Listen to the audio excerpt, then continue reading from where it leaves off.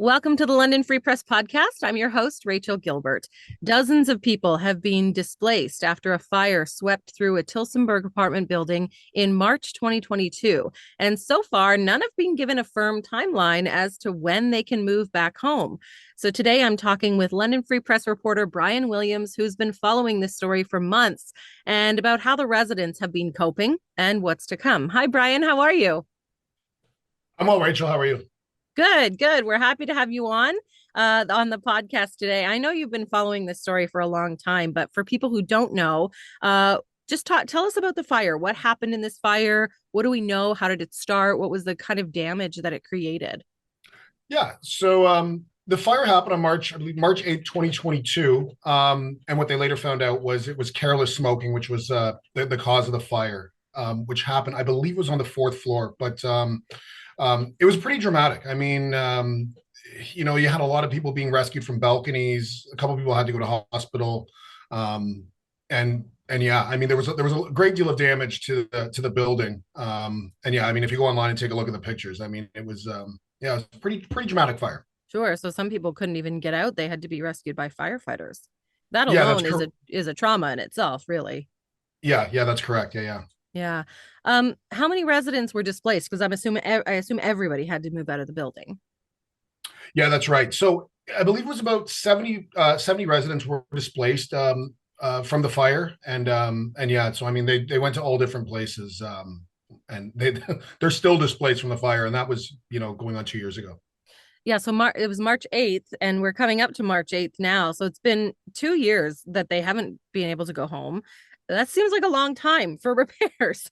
I'm assuming that's what all the residents are saying. Like, what is happening here? Why is this taking so long? Is that an excessive amount of time, or is this kind of a normal amount of time? What have you found out in your reporting? Well, I'm not a contractor, so I can't tell you what's normal. But I mean, for Sure. me, I mean, 2 years does seem very excessive. I know that the tenants think it's excessive, and the goalpost is just continually moved. I mean, about a month and a half after the fire, they had a meeting with the owner, and I know the deputy mayor of Tilsonburg showed up there, and they were told 12 to 18 months, and that goalpost has moved. I know at one point they were hearing it might be the end of 2024. Now they're hearing June or July. So as far as contracting, I don't know what would be considered a Normal decent amount of timeline. time. Yeah, a normal timeline, but 2 years definitely seems like an excessive amount of time to do repairs to Sure, and to be without a home. This building had rent control. So just explain briefly what that is. What were people paying kind of per unit when they were living there? Yeah, so I mean that's another aspect of this fire. I mean, most of the, if not all of the residents of this building were seniors. I know that I believe it was about 55 years old. If you were under that, you weren't likely going to get a unit. So a lot of them were pensioners, and a lot of them, have fixed income. So the rent in the building was extremely reasonable for all of them. I mean, I spoke to people that had rent as low as in the $600 range to the $1,300 range, and as far as where rents are going now, even in Tilsonburg, for residents of this building, finding somewhere else really isn't an option for a number of them because of the affordability of that building. Absolutely. Yeah. So do they know when they move back? Will they have those same, like, will they be paying more? Will they pay the same? Will it still be a rent controlled building? Do we know what's going to happen when they get to move back in? So the landlords technically, or landlords in general, for buildings that are rent controlled, have a 2.5% annual increase that they can increase the tenants' rents. Now, at the meeting, all the tenants were told that the rents won't be more than 2.5%. Landlords, they can appeal to raise rents higher. It's called above board rent, or above board rent guidelines. Essentially, you can appeal to a tenant board if there's construction or if there's repairs done to the building, to increase the rent above that. As far as what will happen for these tenants, they were told no. When I spoke to a representative from the company that owns the building, um, he didn't specify whether they would or they wouldn't. So I can't say for sure what the increase will be. So I don't want to speculate on that. Will it still be rent controlled, do you think? But we just don't know if they're what the prices necessarily will be. Yeah, that's what my assumption would be. But Right. again, he told me that as far as leases go, that will be discussed with tenants. So I didn't really get a definitive answer as far as that's concerned. Okay. Okay. Um, you've been keeping in touch, I know, with several tenants who are now living elsewhere. Where are they living? Where did they go? Where have they had to move around? Like where have these residents ended up? So, I mean, that's part of the tragedy of it. I mean, imagine being 70 years old and having to go from one place to the next. You know what? A couple tenants, a married couple that I spoke to, they've been to like five different places since the fire. But I do know that right after the fire, a lot of them went to a motel in Tilsonburg, is where they wound up. Now, a lot of them did end up having insurance. However, the amount of money that you get for that insurance is finite. So, one of very unfortunate situations is that I know that a number of went to a motel where they were paying upwards of, I believe, about $4,000 a month, for a room at a motel. And of course, having finite amount of insurance, a lot of them ran out of, or began running out of money more quickly, so they had to find Mm-hmm. other accommodations. I know that one tenant was at the motel, then they lived at a hotel for 8 months in Woodstock, where they weren't even from. And then some of the other tenants had places to go. I know one that was living with their daughter.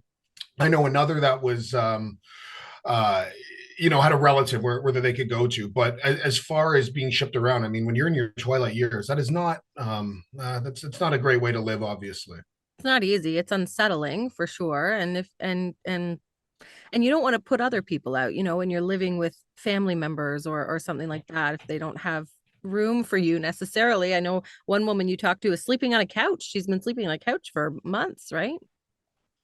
Yeah, almost 2 years now. That's her sister's. And I mean, what's kind of terrible for that resident in particular is that she lives very, very close.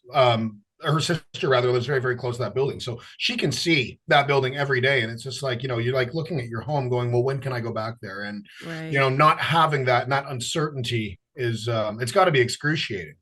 Absolutely. Um, do they all hope to return to this building or have some people just moved on and found somewhere else to go?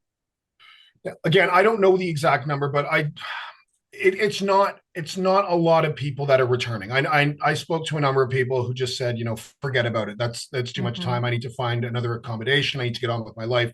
And so a number of people have, just moved on, but there still are a number of people who are waiting to go back, because of the affordability of that building, and because it is their home. So, Mm-hmm. there are still tenants that are waiting to return, despite the amount of time that has taken place.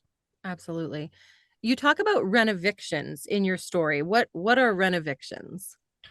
So, rent evictions are where a landlord will evict a tenant, essentially to say that the tenant or the residence needs repaired, and in order to repair it, we need you out. That is not what happened here. I don't want to misconstrue that. This is a kind of a unique situation where the fire happened by accident. It wasn't deliberate by any means. It was an accidental fire. I guess one thing that some of the tenants were questioning is just exactly how long this took. Did it take, what was the amount of time? Did they take more time so that people would just decide not to come back? I mean, that was just kind of a question on people's mind. Whether or not that was the case, we can't speculate on that. That's just not known. Sure. But as far as renovictions are concerned, that would be the case where the landlord says that we need to repair this building, you need to move out, and then once the repairs are done, they'll have new tenants come in. And of course, at that point, if there's new tenants and that residence has been vacant, then they can increase the rent. And I mean, for people that have moved into a building, a long time ago, they've of course have a grandfathered in rent where they're not paying as much. Whereas now the market has, skyrocketed for a lot of places. So it's Right. in some landlords' benefit to have, these units empty to bring new people in so that the rent can be raised up. But again, Mm-hmm. I'm not suggesting that that's exactly what happened here, but that's been the case in a number of buildings in London, as we've reported over the last Right. number of months. Yeah, yeah. I know. Have you talked to the contractors or the building owner, or who have you been talking to on that side of things, and what have they said about the repairs and how long everything is taking?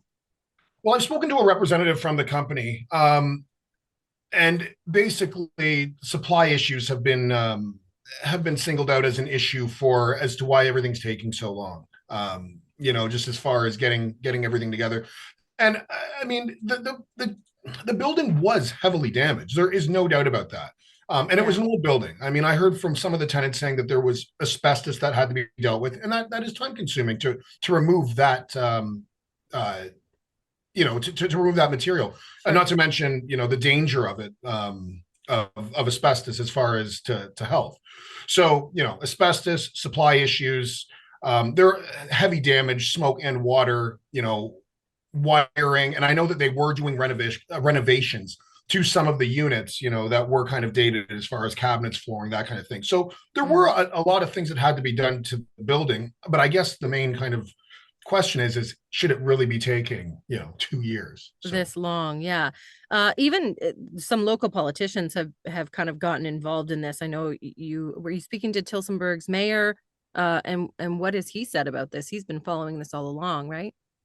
I spoke to the deputy mayor. Oh, okay. And Sorry. yeah, that's all right. Yeah, the deputy mayor. And so, he said that ultimately it is up to the landlord as far as finishing the work and bringing people back in and that kind of thing. But he did indicate, and absolutely, the town was working to, stamp documents, issue permits, that kind of thing as quickly as they could. Because as he said, he did feel for the tenants that were displaced and they did want to get them in as quickly as possible. Yeah. So as far as the city was concerned, it was to kind of issue permits, get that ball rolling, to get the tenants back in so that the repairs could be done, and ultimately bring them back into the building. Yeah. Yeah.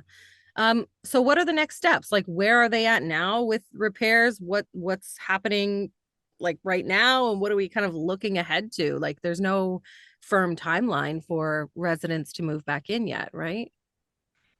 As far as moving back in, I've just got hearsay, and that's strictly from tenants who've said that they heard that they're waiting on an elevator to be repaired, and that's one of the holdups, as far as I know. The estimate for when they're going to be going back in is June or July, is from what I've heard from numerous tenants. That's the latest goalpost, Hmm. in terms of when they're hoping to get back Yeah. in. But Will who that happen? knows, I mean, right? I certainly hope so, Right. Yeah. but but yeah, from what I've heard, it's there's supply issues for an elevator that they're waiting, and then after Hmm. that, there's got to be an occupancy permit that's issued to the city, and then the city will do an inspection, and they'll sort it out. But again, I don't know too much about what exactly needs to be done, and what time frames that they'd be looking at for those repairs. Yeah. Okay. Well, we're going to watch your reporting on this story for sure. I know that you've put a lot of work into this and you've been talking to a lot of people about it. So thanks for joining us today. We hope that that's the new timeline for the residents who have been displaced. But thanks, Brian, and we'll check out your stories and follow ups on this at lfpress.com. My pleasure. Thanks for having me.